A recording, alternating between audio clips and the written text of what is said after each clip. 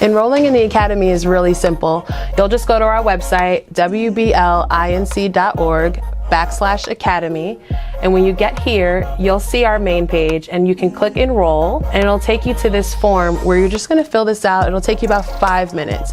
Once you submit this, you're enrolled in the Academy and you'll receive an email from me so you can pick the classes you'd like to take and join our Academy family. So we're an after-school program rooted in hip hop. So we have a bunch of classes that you may find interesting.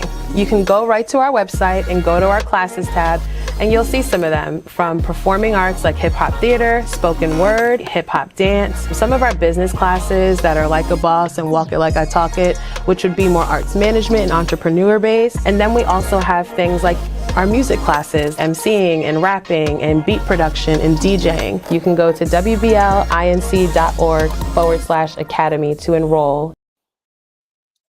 What's going on, good people? This is Mazi Mutafa, Executive Director of Words, Beats, and Life. And it's been a super busy week.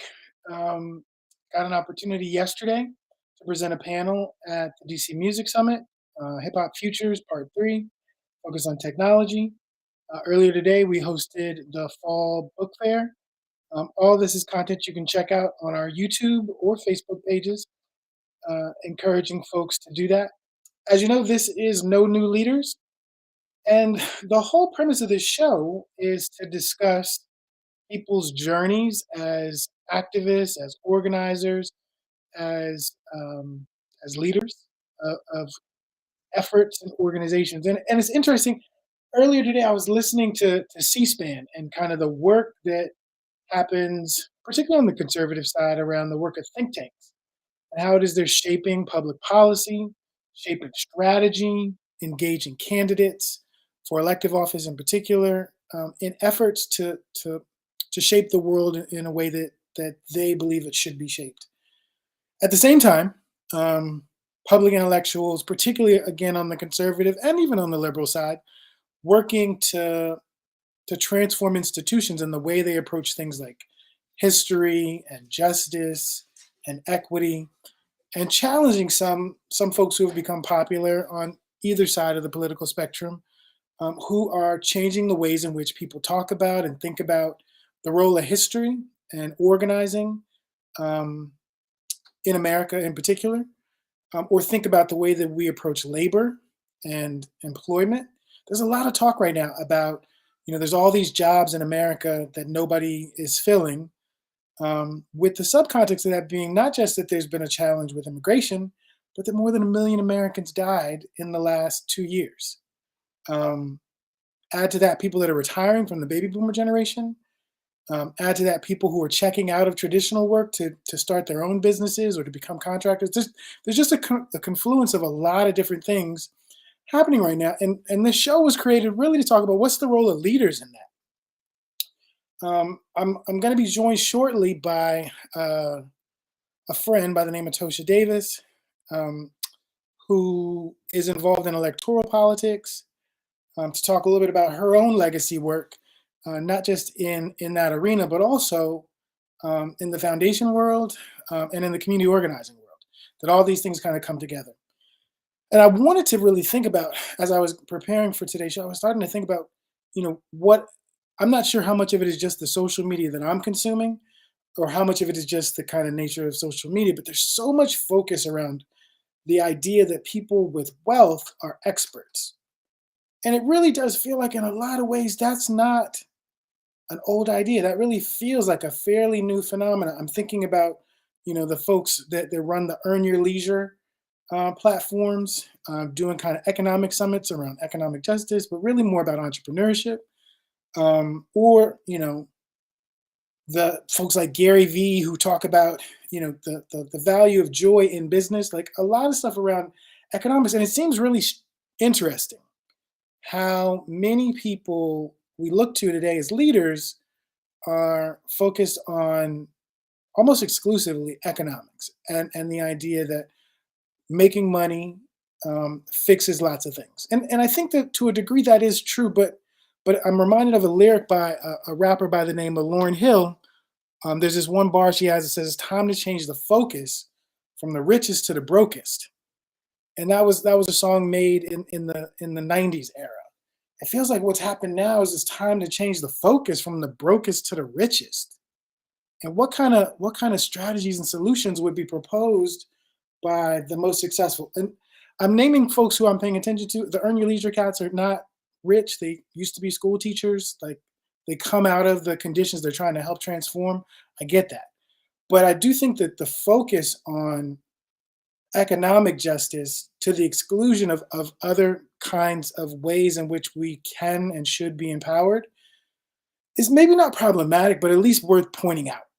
It's worth pointing out that most of the people from history that we point to as important leaders were not wealthy, didn't necessarily come from wealth, maybe at best, like solidly middle class, but definitely coming from, in many instances, from the underclass, the economic underclass in the US.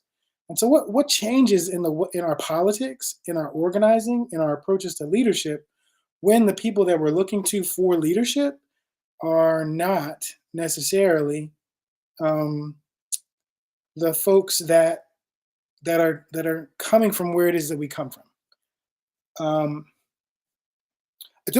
my answer is I don't really know. I don't know. I'm not coming here to you to say that this is I've got some solution, but I'm coming with a set of questions that are really inspired by what I'm witnessing, what it is that I'm consuming, the people and the voices that I'm hearing, and I think it's important that we as a community, as particularly as culture workers, as educators, as people who are working to try to help people transform the material and the spiritual conditions in which they live, recognize that a lot of what's happening right now, that particularly as popular, is about how to get people out of poverty, or out of struggle, or out of jobs that don't bring them joy, as opposed to saying, why does anybody have to have a job that isn't joyous? Why does anybody have to um, be in a place where uh, they wouldn't have chosen for themselves? Like, and I think that that's really important. It's important that we be thinking about what it looks like to build and be a part of places that sustain our joy and our happiness, but that also feed our families. Think about all the people in America who work two, sometimes three jobs, working day shifts, night shifts, and weekends to be able to provide for their families. Um, and there's a lot of people questioning that. Part of the thing that was happening at the DC Music Summit yesterday was a conversation about Wi-Fi access in public schools. The idea that schools have Wi-Fi, it's restrained, and that young people are discouraged from participating in the use of technology outside of the confines of the control of the school. Why is that?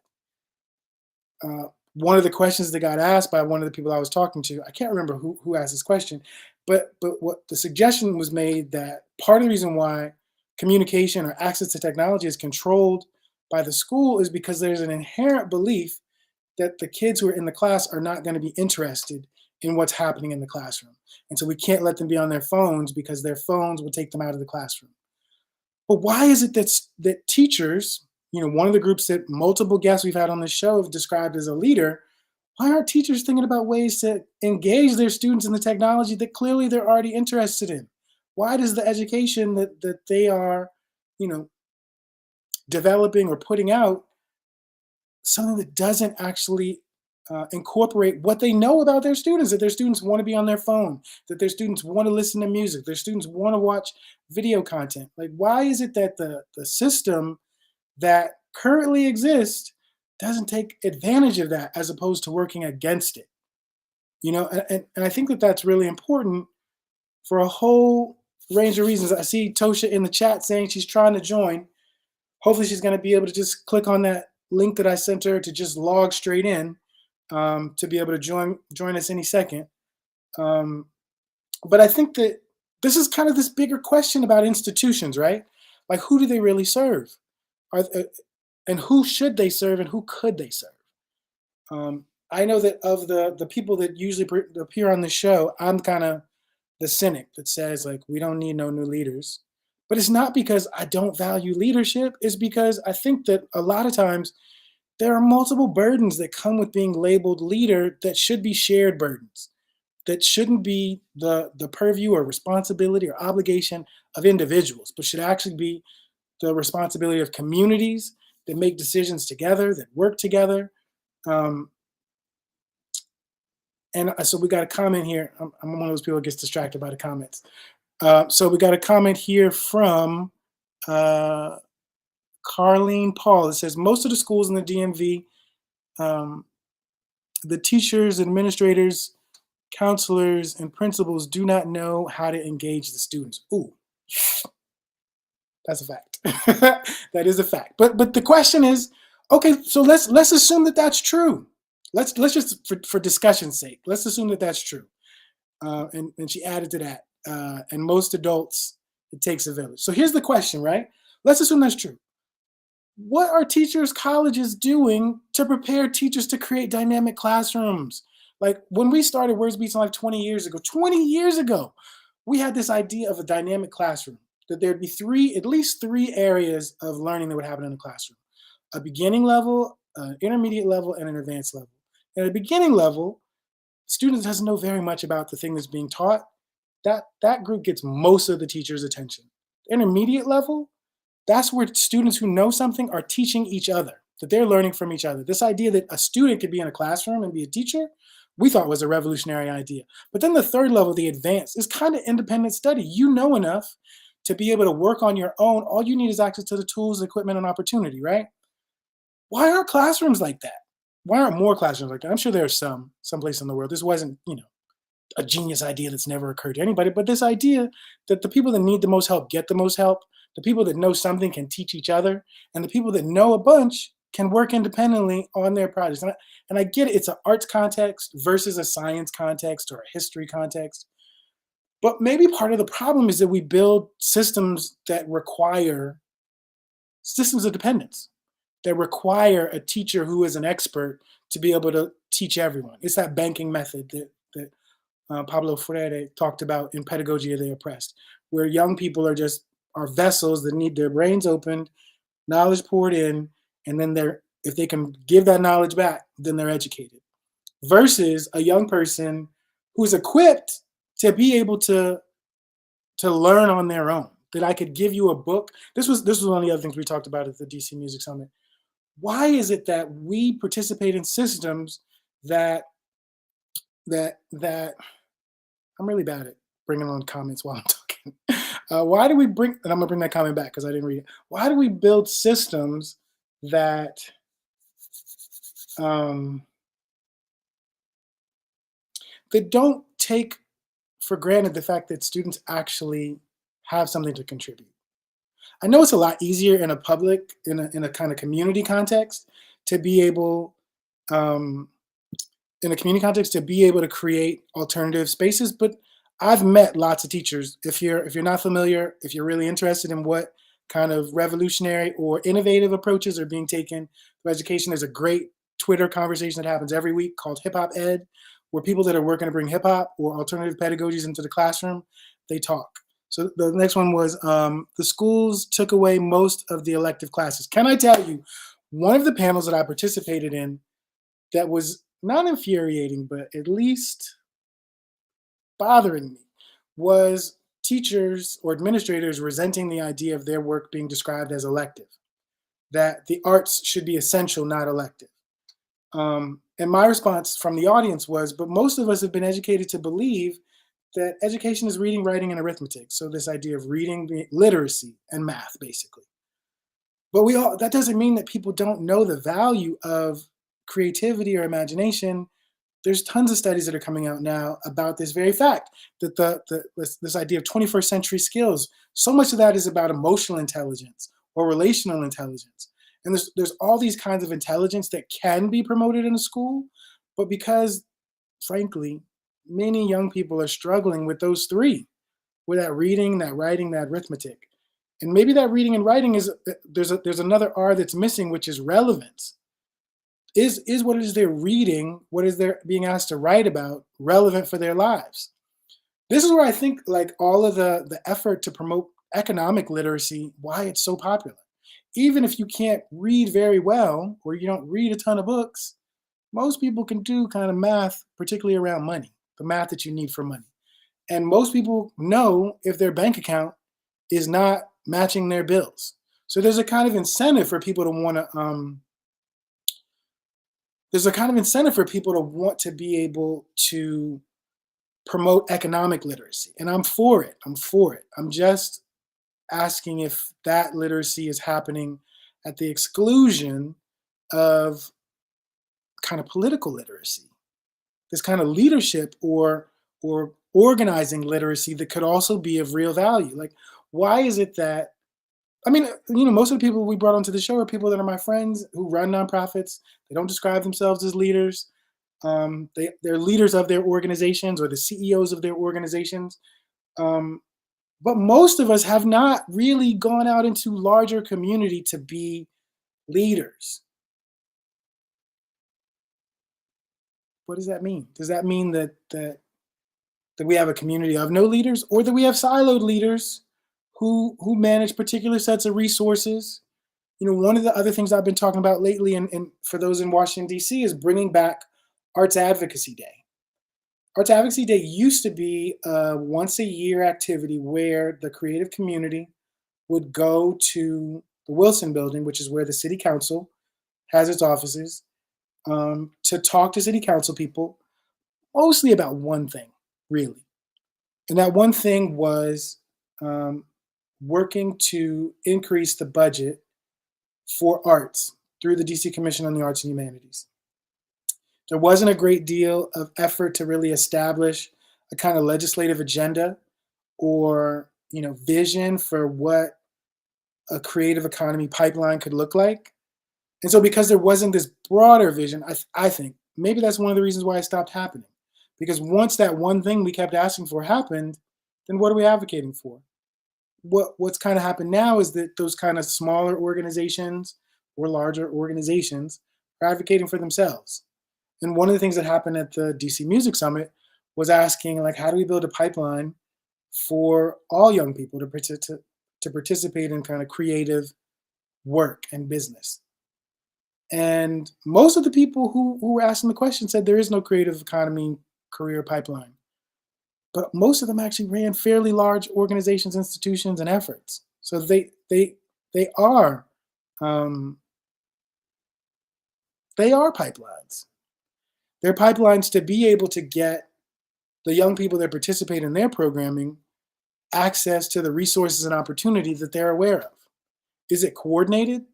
Is it done in a way where it's systematized, where it's citywide? It's a resource that's available to everyone? No, but it's a beginning set of small pipes to big opportunities. And maybe part of the challenge is to get some of those people that are leaders of organizations to think about how we become leaders within a city, advocates within a city for legislation that puts larger pipes that are connected to be able to make more resources available to more young people and their families. Like, a big part of the challenge that was described was parents not necessarily knowing the value. And I got to be honest, that sounds like a great point. Until last night, I talked to this is anecdotal, of course. I talked to my stepfather, and I was telling him about this conversation. I was like, "Did you do anything artistic when you were young?" He was like, "Yeah, I was in the band, but I also played all kinds of sports, and I was in choir." I was like, "Hold up, you made music when you were younger?" And so there's this idea that because people grow up to be people that are not in the arts, that they haven't had creative exposure, that they haven't actually been involved and engaged in practices that could make them advocates.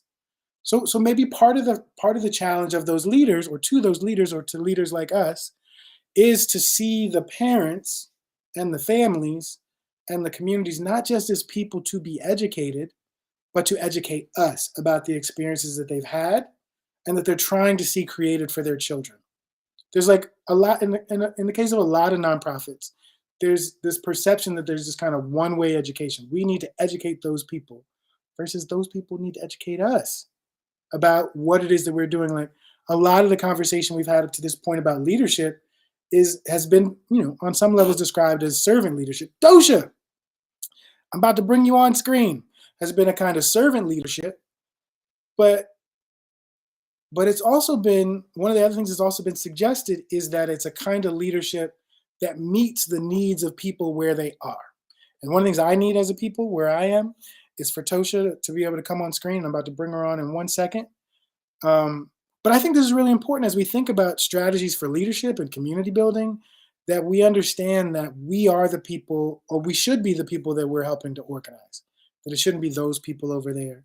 It shouldn't be, parents just don't understand. No, parents have a set of experiences, a set of stories, a set of resources to bring to the table, not just to be recipients. And I think it's especially important as we think about, a big shift in youth development that's occurred over the last 20 years is moving from a deficit model for youth, thinking about all of the challenges that young people are facing, to an asset-based model, saying what are the assets that the young people bring to every classroom, every work experience, every after-school program that needs to be elevated. I think we need to also do the same thing for the families that they come from, the communities that they come from, to think about assets. Looks like Tosha's got her camera just about ready, and I'm about to bring her on screen. Tosha. Hello, Mozzie. You have what I had to go through. I don't know. It didn't like my other phone. I don't know what's going on, but thankfully, can you hear me? Yes, I'm glad you're here. It's a little choppy, but I definitely understood everything you just said. I want to thank you for making time for this call, especially because there's a few things that I feel like you are an expert in that I am not, and so I want to lift up this opportunity for you to share some of your expertise. Let me tell you what I know. I know that you've been involved with community organizing and organizations that do that work in Milwaukee.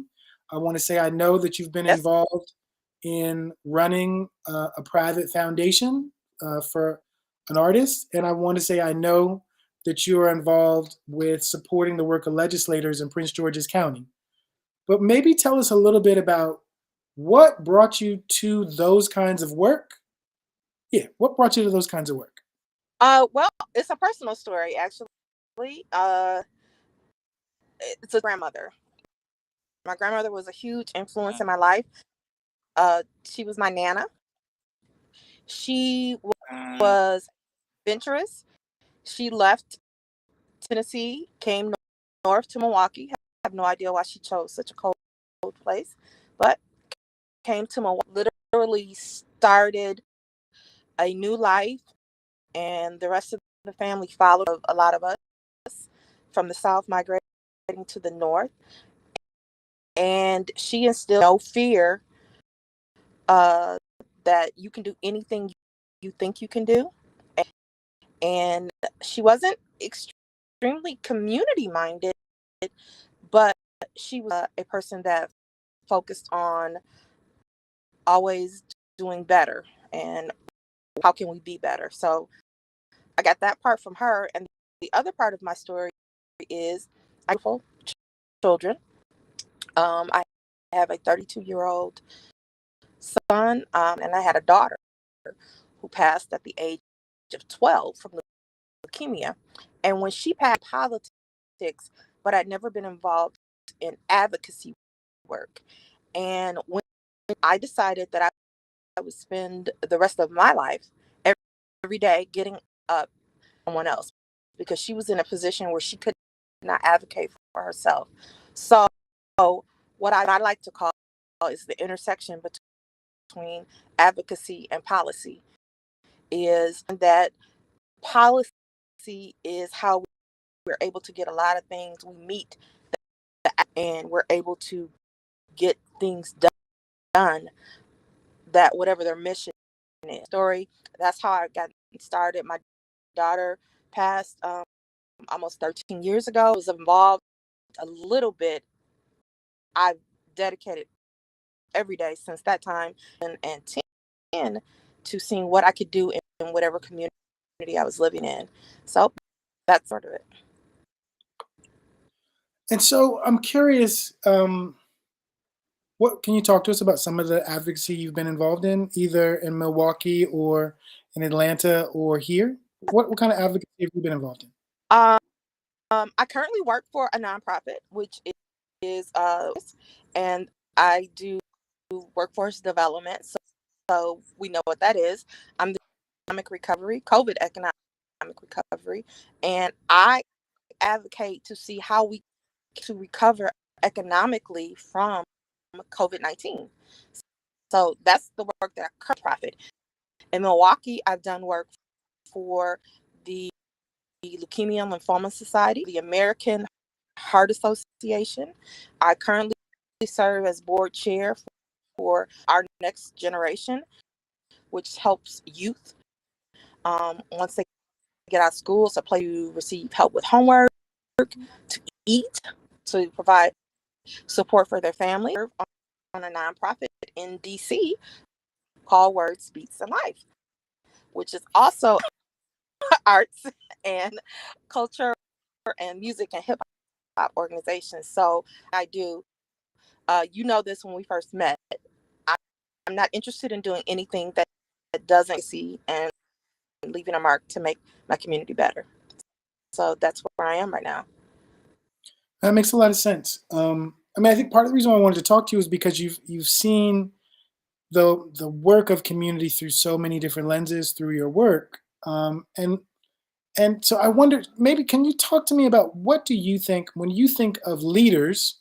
Who are people that you point to? They don't have to be famous, but who are people you point to, and why? Why would you say those people are leaders? But before that, would you consider yourself to be a leader? Yes, I think everyone can be, everyone can make a difference. Uh, we often think of different movements, that there were these huge movements, but what we don't know in reality, and the people that took the time to actually look into it, is that it wasn't. It wasn't. It was usually a few people leading, and then the civil rights movement, the abolishment of slavery was an economic, and that's what I think people need to understand about leaders. We see right now, we see the monuments of people. Those are the people who did the grunt work behind the scenes. Those are the leaders. Seeing young people doing work right now. For me, it was my grandmother, my nana. I saw her get up and go to work every day. She was the leader in our family. Whenever something happened to anyone in our family, talking about cousins, aunts, uncles, whatever, they came to her. She was a strategic thinker. She was a problem solver. Those are the think outside of the box on how we can do things. We don't have to do things how they've always are the leaders. When I was young, I often thought immediately I gravitated until I was able to get older and learn that there were other people that were yes. I consider myself a leader. I consider you a leader, Mazi. Steps out on faith alone, knowing that they want to make a difference, is a leader. Yeah, and I definitely know that you've not watched this show before, because one of the things I say every single episode is Mazi is not a leader. I'm a manager. I'm an executive director of an organization, because my definition of leadership, and what makes somebody a leader revolves around the idea that I don't think you're a leader if the people that follow you get paid to do it. That there has to be this choice to give of your own time and your own effort, to be a part of a thing, in order for it's partially because, like, a lot of my reference is a civil rights framework where people weren't paid to go out and march and protest and sit, and they did it because they believed in a bigger set of ideas that might have had a person who was giving a call to action that they were compelled to do regardless, because they believed in that action. It doesn't, just because that's my definition doesn't mean you have to ascribe to it. But I think that the other reason why I say that is because I think leaders do bigger things than what I do.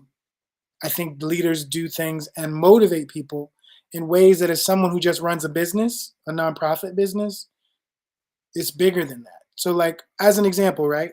I mentioned earlier there's a bunch of people, at least that I follow on social media, people like Gary Vee or the guys that do Earn Your Leisure. I think that they're leaders in the sense that people literally show up to listen to what they have to say, that they participate in the kind of things that they're doing it, with their free time. You know what I'm saying? And that when they do calls to action for people to show up, like at VCon or the EYL convention they just did in Atlanta, like they put out a call and the people came.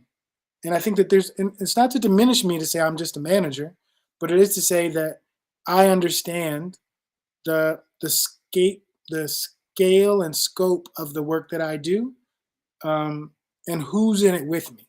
You know what I'm saying? And could I aspire to be a leader? I could, um, but I think I've been really content for 20 years to try to manage something that is doing what a lot of people in my circle have talked about, in a way that makes a difference in the lives of the people that participate. Okay, I respect respect your definition. However, in my opinion, you are a leader. How long did you do that work before you were getting paid? How often do you go without and can still move forward?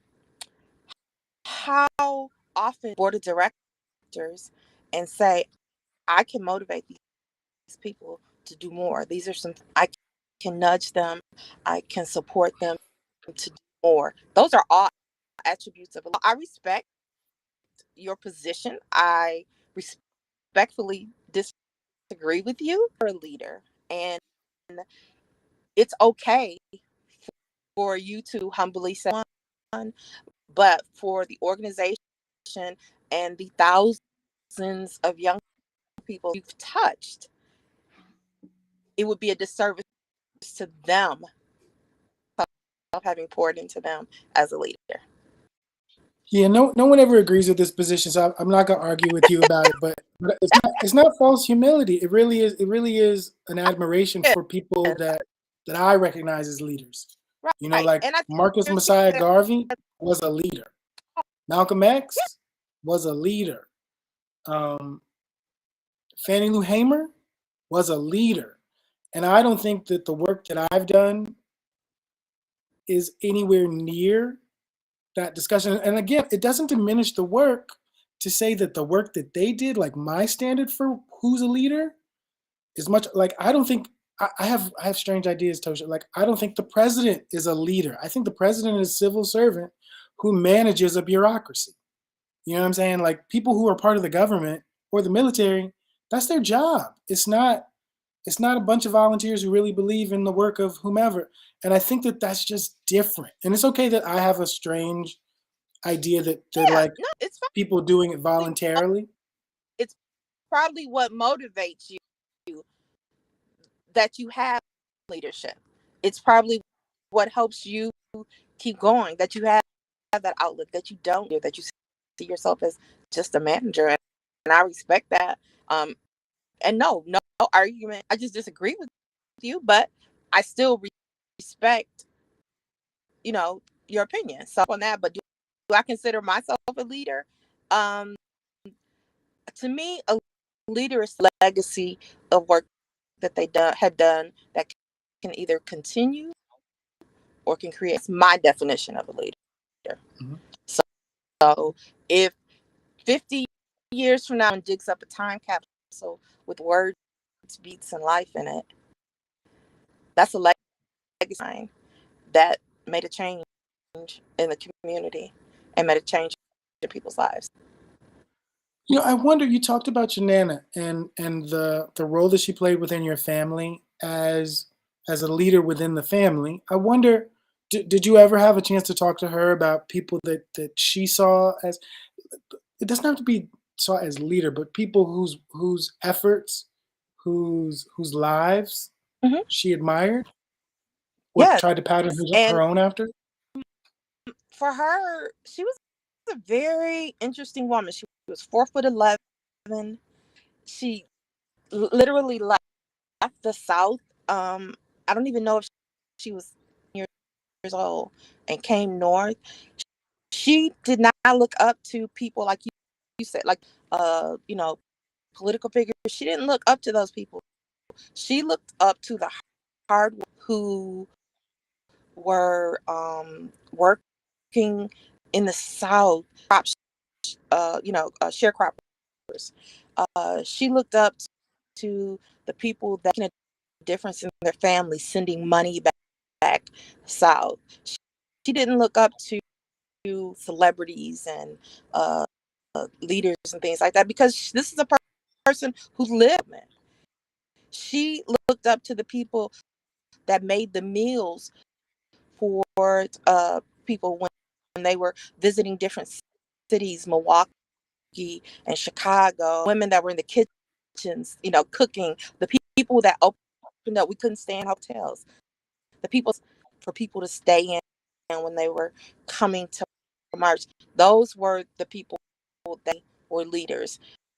She taught me that you do your service, you don't ask for rent, you do it and you give back. And those are the true leaders in our community. It was very, uh, very different. She didn't have a picture of Martin Luther King on her wall as some grandmothers did. She didn't. She thought they were nice people, but she thought the people that stood them up to look up to. So I'm curious. So the question of advocacy. I started off this broadcast talking about a couple things, just feeling like, I mentioned a line by Lauryn Hill that said it's time to change the focus from the richest to the brokest in the 90s. And it feels like in the 2020s, it's time to change the focus from the brokest to the richest, and how everybody's going to get rich. I wonder what you think about um, the kind of state of concern about the need for advocacy, for systems change, um, in this moment. Like, what do you think about kind of our obsession with celebrities and the celebrity opinions? The whole world is still talking about whatever outrageous thing Kanye just said. But really, who cares what he thinks? He's a person with very little ability to do anything about what he believes. My opinion is that we're in a very interesting time right now, and I think people should read between the lines of what they see and say. I have a popular position on Kanye. I don't love him or hate him,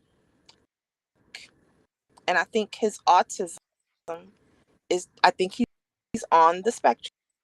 See flashes of it, and this is aside from his mental health issues, because he's yes when it comes to producing music and things like that. I just think that I think there's been people just like him historically, but because we didn't have the media and platforms that we have now, we didn't see that glimpse of the side of people now that we weren't able to see. I think our society is, everything happens in cycles, and everything is energy, and everything that has happened again. And I think we have to pay attention to that. I think if we history buff, I love Black British history, because to me, Nigerian and Jamaican history, and we don't sometimes put that together. And when I say history, I don't mean 50 years ago. I don't mean 100 years ago. History. If we go back and look, what happens to society, to the place that we're at? How do they move forward, and who are the people in those societies that take a look where the wrong things are important to us right now? Direction. Who are those people that no one listened to? I think there's a saying: repeat history. If you don't know it, you're going to repeat it over and over and over again. Society is. We are extremely. Do you remember the 80s when materialistic? It was material girl, Remember that? That was the thing. Get you some fat gold chains, and and into it's morphed into something, and we don't even want to talk about the hip hop culture, because I think that's a real deep conversation that we don't want to go into today. But I think that our society is in a very, very. Do I think that I will live to see it change? Somewhat. Do I think I will live to see it be what it should or could be? I think there's some people that are very happy with the way our society is right now, and I think the voices that are not are the people that you hear from. So what is it that history has told you about the people we should be paying attention to in this moment? Who are the people that were ignored in the past that you're saying we should be listening to now? For me, I always look at the art, the culture, always speaks of what was going on in society. That's how we trace and look at, that's when people go back and say, oh, well, look, we're this size during then. They were eating good, they were living good. We always look at the art, music, we look at the culture. And so that's what I think people are going to look at, music. And I'm not saying, I have a very, for my age, I think I have the music that I like. I like Wale. I like Jake, Raheem Devine. I know how most of them are kind of DMV people, but their message to me, theme in their message about society, celebrity, and even about the music industry, theme that's threaded through all of them, about, government. We're being fooled and we're being led.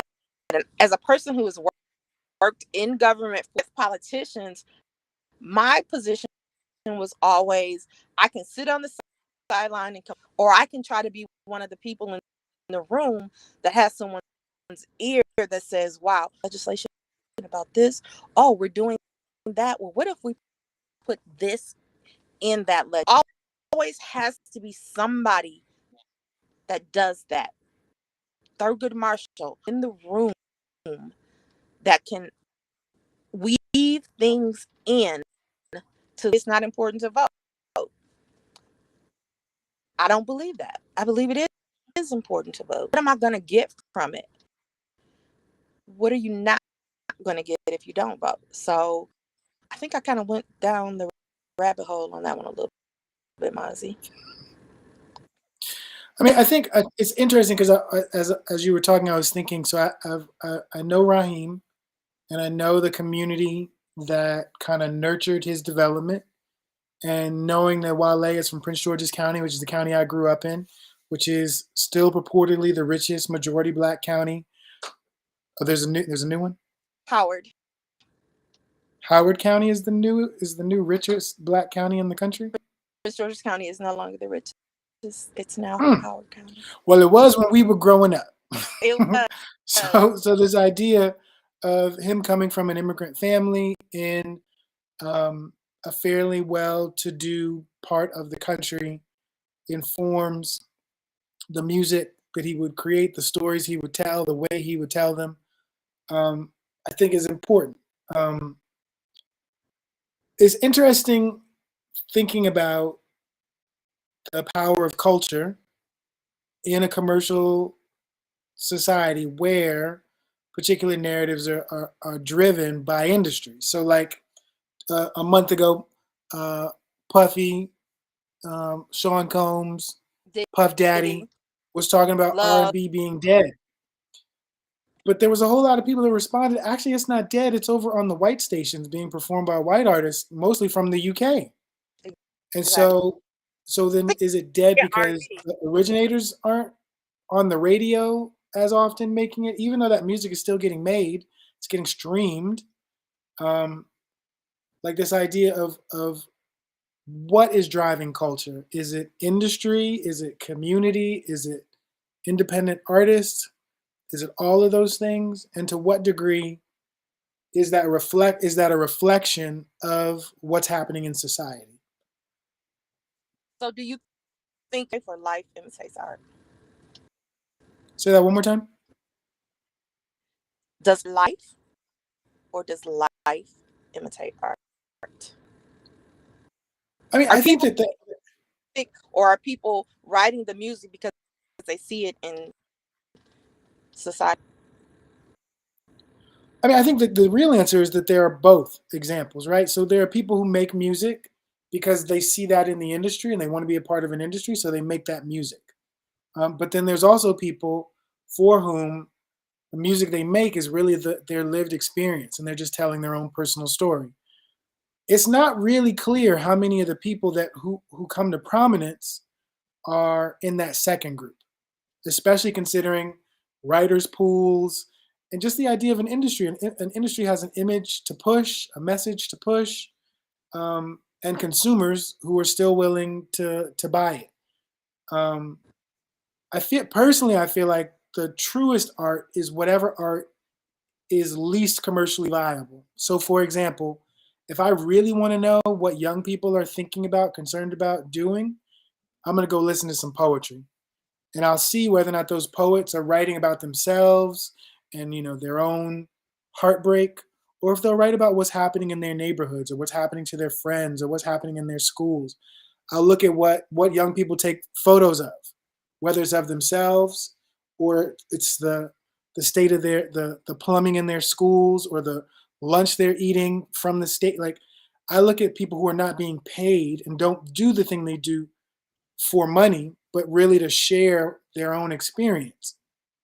Because I think that a lot of the artists that we admire, the art they made might have been presented by an industry, but it wasn't necessarily pushing an industry message. Like someone like a Nina Simone, um, someone like like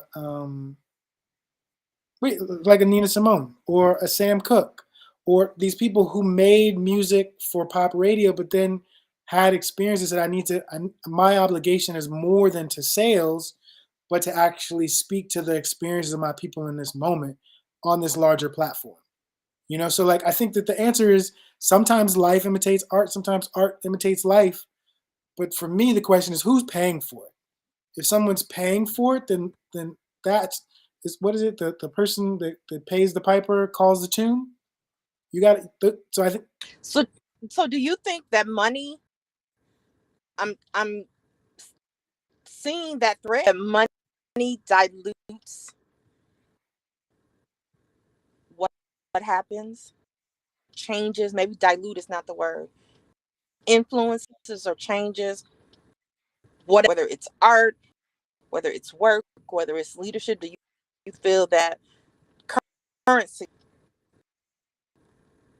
somehow impacts or changes the authenticity? I do, but in this case, so just to be clear, it's not so much that we want to go back to so it's not that I don't think that I'm an authentic leader. I think I'm a leader of Words Beats in Life. I'm a leader of this organization. Another way to describe that is I'm a manager of this organization. But I'm saying it is not the case that if I decide through Words Beats in Life, we're going to do X, Y, and Z, that there's this large community out there that's going to be like, oh, Words Beats in Life is doing this? Okay, we're going to do it too. And I'm saying that's part of, so like Martin Luther King ran the Southern Christian Leadership Conference, so he was a manager of that organization.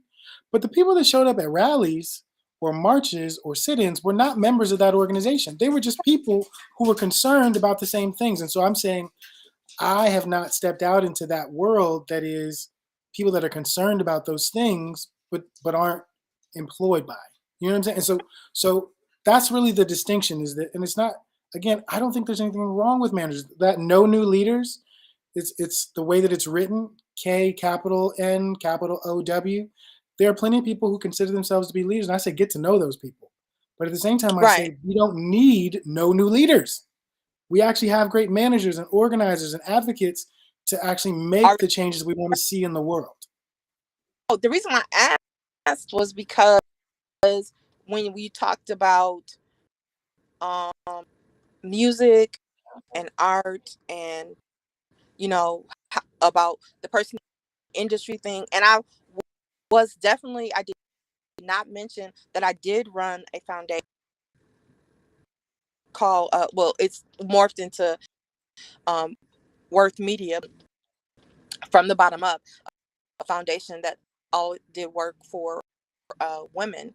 So um, that's what I was thinking. It wasn't a question where I was really thinking was, if someone's getting paid, is it less authentic what they're giving than the person that's in the subway, music, or the graffiti artist? That is it less authentic or down, or diluted? Because I'm just asking a question, a No, judgment. I think it's a great question, but I think so. My response is that it can be. Like Raheem Devon, the music that he made that got put out by his label, that's the music he's been making his whole life, singing I about know, love and and connection nobody and knew I had the and same so theme. like so that's a great example of someone who put out several albums before he signed a label deal. And the only thing that changed is that he became a solo artist and just put out music himself, but the messages stayed the same, the politics was the same, money didn't change him. And even today, as he tours as an independent artist, that message is still the same. And so he would be a great example of someone that did get paid but didn't change. He actually just got a broader audience. And I think that I've tried to do that with Words, Beats, and Life, that we don't chase money. We do the things we want to do, sometimes to our detriment financially. And if we can find someone later to help pay for it, great. But this is the stuff we think needs to be happening in the world. And it's not that a funder said, hey, can you do this brand new thing that you don't actually do or actually care about? So like, Right. and I think that that's important, that you be driven by purpose, not by compensation. But the truth is, I also say that much like Wale, coming from a middle class suburban experience where I didn't start Words, Beats, and Life out of desperation. I don't make art out of Right. desperation to pull myself out of poverty, to pull my family out of poverty. So when someone comes and says, look, I can give you a deal where you make $500,000 or 200,000 or $100,000 when you're not making that kind of money, who am I to judge them for making a kind of content that might not be their lived experience or even what they would love to make in order to provide those resources? So some people create art out of function. Some people create it out of creativity and a vision and imagination. And I'm not judging either one, but I am saying it's important to know which is which. Like, is this and this is very hip hop, this idea of like there was an artist, I feel like in the early 90s, called Boss. And she made this gangsta hip hop music, but she had been a corporate exec. Now, does that mean because she was a corporate exec, she couldn't also be gangsta? Maybe it doesn't. Maybe it doesn't. But that's how she was put out. Like, oh, she's not really that. So this idea of authenticity within hip hop, like this is part of its currency, is that this is real. This is people telling their story. Like Chuck D's Right. hip hop or rap music is the CNN of the ghetto. Like, oh, this is what's really happening. But the truth is, CNN is also staged. So that's a beautiful comparison. It's not everything that's on television isn't real, and everything that's in music isn't a reflection. Sometimes it is a projection. It truly is a projection to shape the way that people think and act in the world. Like, this is what Black masculinity looks like. Is this little box right here. Anything outside of this is not Black masculinity. There's like that projections have a purpose too. I agree. So One- I know we're coming up on time, but I wanted to because some of the work recently has been with legislators, and I wonder, do you think of legislators as leaders or as servants, or in terms of they like in a representative democracy they're supposed to represent constituents, or are they supposed to be telling constituents what it is that they No, should? no. No, Are they're they not. leaders? They are public servants that are supposed to garner the pulse of the constituents that they represent, and they're supposed to vote, advocate accordingly based upon the needs, thoughts, and desires. But too often, they think they know better than their constituents. Don't know what's best for them because they haven't been in Annapolis or they haven't, and they need to listen. And they are public servants from the all the way up to the White House. They are public servants, period, and they need to listen to their constituents and look and pay attention. Live in a bubble, and You know, they do not know what's best. I Or didn't say this earlier, but part of the conversation I was having yesterday we were talking about lots of things at the DC Music Summit before our panel. But one of the things that we were talking about was the implicit values inherent in some of the technology that we're experiencing today. As an example, crypto. Crypto has the same value regardless of where you live on the planet when you buy it. So that if I get paid in cryptocurrency, it's worth the same thing in Nigeria, Jamaica, or New York City. And inherent in that is the idea that currency should contain the same value. Versus if I take my American dollar to Nigeria or Jamaica, it's going to be worth more than the local currency. Another thing we talked about was this idea of people being excited about direct democracy, being able to vote on more of the things that legislators actually act on. I wonder what you think about kind of the future or even the present of democracy in America. Not the Trump stuff, but like this idea of an engaged and informed citizenry. What do you see as the current and the future of democracy in America? if I can be blunt, it's messed up. They need to throw the entire and start all over again. Both parties. And this is how I feel, and those closest to me know that this is how I feel. I system and the structure. It is not even democracy. It I've been to tell you what goes on in those rooms. It doesn't even resemble what democracy is supposed. The future, I think, is that it has to completely crumble. It Hmm. has to literally become like you just said, because what we have now that people say they're fighting for, it's not democracy. I've seen the discussions. I know the deals that have been made. It's not democracy. Why do you say it's not democracy? And I'm asking you as a person that's been on the inside, because as far as I know, to be honest, um, the democracy that we have from the outside looking in Mm-hmm. looks a lot better than the current president of China about to become leader for life. But I'll also be transparent. Like, I also feel like in my lifetime, Barack Obama was the first person that was actually a president and not a dictator. We didn't call them dictators because they left after 8 years. But when I think about the relationship between the White House and Congress, in terms of previous presidents would just send the budget to Congress and Congress would just pass And it. Um, that's not what he experienced. I've been in, like I said, the rooms from the local level up the highest levels in the state governments, not just here. And it's all smoke and mirrors, Mozzie. I'm sorry. It's what are you gonna do if I do this and if I do that? And saying all legislators, but I'm saying that's the common. Most legislators think they know what's best for their constituents. Yeah, they show up, but are they really? Do they really know? And if true democracy would be me knowing what the constituents want, need, deserve, not based upon my.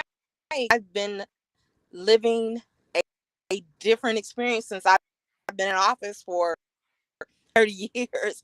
My experience is not their experience. That's why it's not true democracy that represents 200,000 people, 50,000, 40,000 people. It's not true democracy. So can you tell me this, Tosha? This is a real question, not to be the flag waving American in this conversation, but who's doing it better? This is a real question. Like, The Republicans are killing us. They point with their message. They are singing from the same hymnal. They are using. You could be talking about crayons, and they come with their 3 points. Have weaved them into the conversation from the top to the bottom. They have and they go by the playbook. Period. Point blank. I'm glad I asked that question because it sounds like you're actually saying something different than. And you can correct me, but I think you're actually saying something different than what I was asking. Because what you're saying is the Democratic Party is some trash, Yes. but not, and because of that, Not their ability to deliver on the desires of their constituents is also some trash, but not that or that. And because of that, one party is able to get the things that it wants for its constituents, which are not yours, which are not. They are one band, one side. Could you tell me if I asked you right now, what's their platform? Who? The Democrats or the Republicans? Oh, I think I actually would have an answer to that, mostly because I've been brainwashed because I watch a lot of liberal media and I listen to a lot of C-SPAN. Okay. And tell me their platform. So I would say that their platform is around bodily autonomy for women. I would say it's around maintaining equal rights for LGBTQ plus people. I would say it's around student loan forgiveness. It's around green energy independence and emission reduction. I would say it is around college access.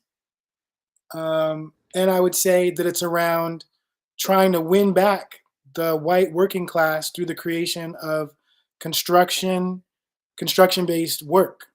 One of the things I was doing on the way home for this show was I was listening to a conversation between two candidates hosted by the Heritage Foundation, and they said something that finally put a light bulb over my head for why it is there's all this talk about college isn't for everybody. College isn't for everybody.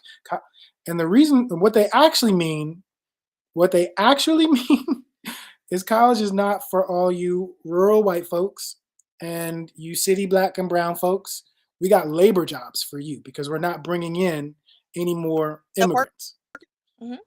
And so it's about rebuilding a literal labor force from the people that are here, which is not a terrible idea, but it really is clear that it's about a further stratified society where the brown people and the poor white people do manual labor and destroy their bodies to build the country.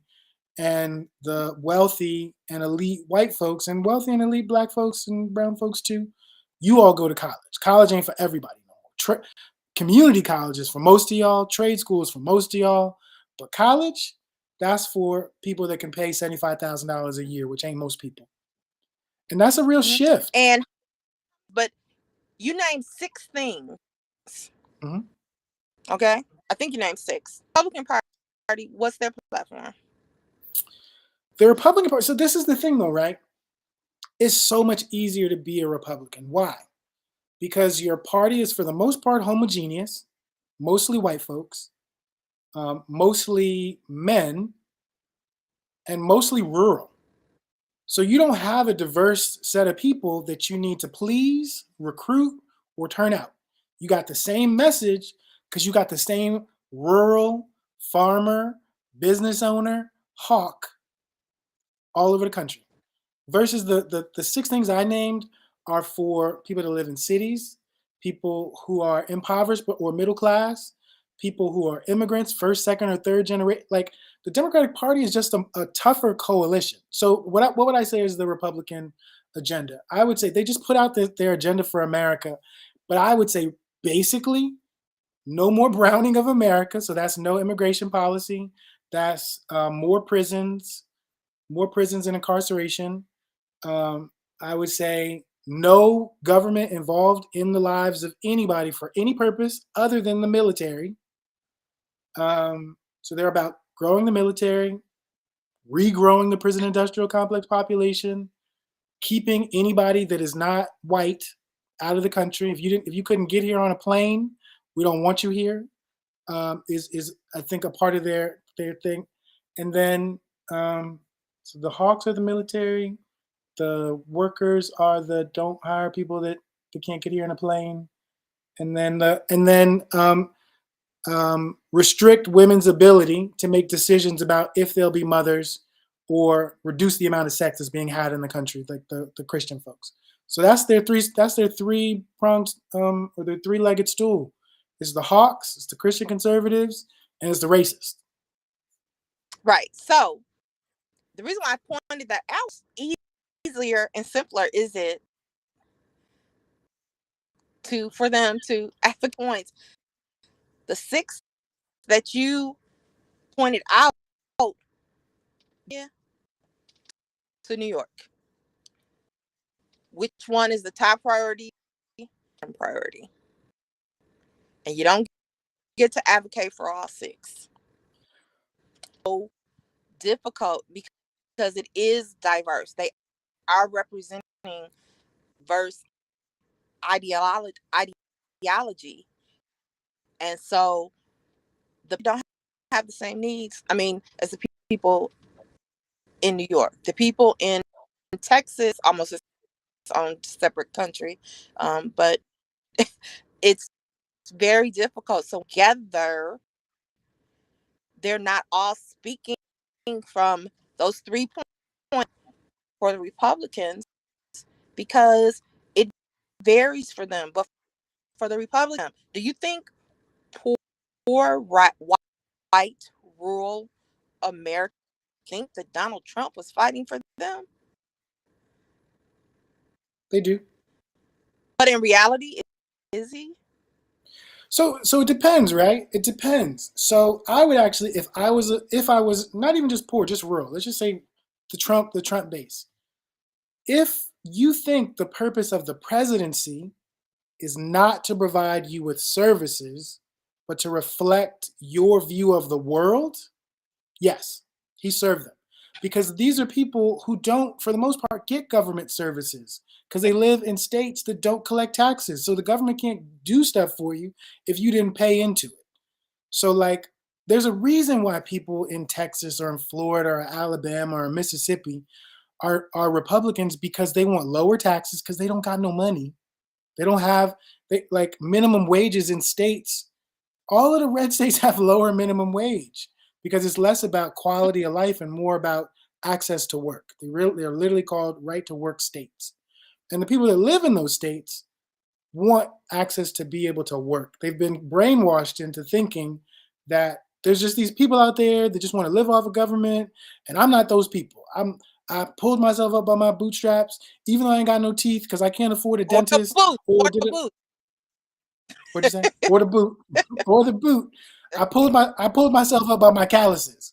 And they take a great deal of pride in the fact that they don't need or want handouts. But the thing this is the lie they've been told. You pay into government. It is not a handout. It is a hand up when you need it. And all of those states need it when there's a disaster.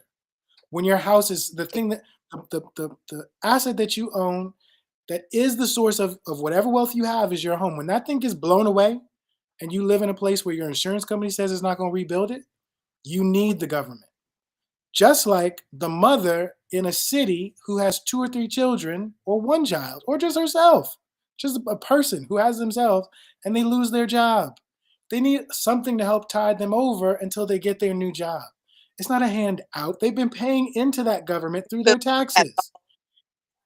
I agree. But if you live someplace where you don't pay no taxes, it does feel like it's a handout because you didn't put nothing into it. We've chosen to live in places that have a higher cost of living, but also take more of our money in taxes just in case we need, or someone next door to us needs. And it's like they can't see their kind of Christian ethos of I am my brother's keeper is reflected in the programs that we create to help our brothers and sisters in need. Just like they're going to take advantage of those systems when they need. I agree with you 100%. But this isn't their fault. But it's not their fault that they think like that. It really is. Why do I want a system that literally, from my point of view, has provided me nothing to take more from me when I already don't have very much? You know, like it's not like we live in a country. I talked about crypto earlier. We live in a country where you can live in America and one, be making less than $5 an hour. Two, you could live in a community where they don't actually have access to indoor plumbing or clean water. Why am I paying into that system? You know what I'm saying? But the answer is if you actually paid into that system, you could get water. You could get, and it's like they're in this catch-22 because they've been pitted against us as like, these are people, this is them and this is us. Those people over there are trying to take what I got and I ain't got very much. And these people over here are saying, why don't you want to be a part of a system that helps change the conditions of the community that you live in? And they're like, we'll do it ourselves. And I'm like, we can do it together. You know what I'm saying? It's rugged individualism versus collectivism. And some people think that they're just fine, exactly as they are, and they don't want to see their resources help nobody else but themselves. And I think that that's the law. I think that's the logic. Is there compromise possible? Sure. But we got to recognize what are those three things and how are those three things actually connected to our six? And how do our six become 9 so that we can say we're going to build one government that actually works together on all of our behalf? I agree with you wholeheartedly. Well, I appreciate your time. I got more of your time than I asked for. I really do appreciate it. I would love to continue this another time. But thank you so much for taking time on this Sunday to join me, Ptosha. You are an amazing leader and thinker and activist, advocate. I will come back anytime now that I can figure out how to get in and get on. Thank you for having me. No doubt. Thank you. All right, everybody. That's another episode of No New Leaders. That was Ptosha Davis, one of the board members of Words Beats in Life, among many, many other things. It's a great conversation. If you missed it, feel free to check it out on our YouTube archive or Facebook. All right. With that being said, we'll catch you next week with another guest. I'm Mazi Mutafa. This is No New Leaders, episode 13. Beats in Life, Fifth Element Live. The elements of hip-hop are DJing, graffiti, breaking, knowledge, and... Yo mama. Biddy, did you come here to play or did you come here to finesse? We can't all get a pair of socks? I told you, Patrick, I was coming for you. I took you out. You're still whack, copy?